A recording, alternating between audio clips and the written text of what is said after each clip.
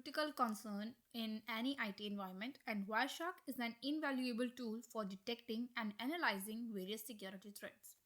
Let's start with ARP spoofing, a common attack where an attacker sends fake ARP messages to a network, associating their MAC addresses within the IP addresses of another device, often the network gateway.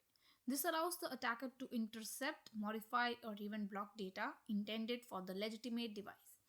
To detect ARP spoofing in Wireshark, you can use the filter ARP. You can type ARP. Okay, to capture ARP traffic. Once you have captured some ARP packets, look for duplicate IP addresses associated with the different MAC addresses. This is a strong indicator of ARP spoofing. For example, if you see two devices claiming the same IP addresses but with different MAC addresses, it's likely that one of them is the attacker.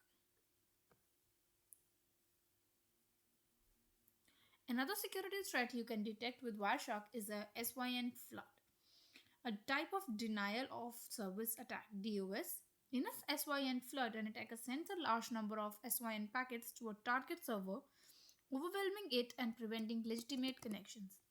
To detect a SYN flood, you can use the filter tcp.flags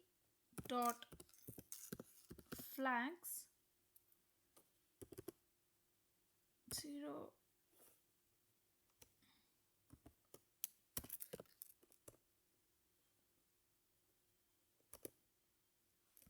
Oops.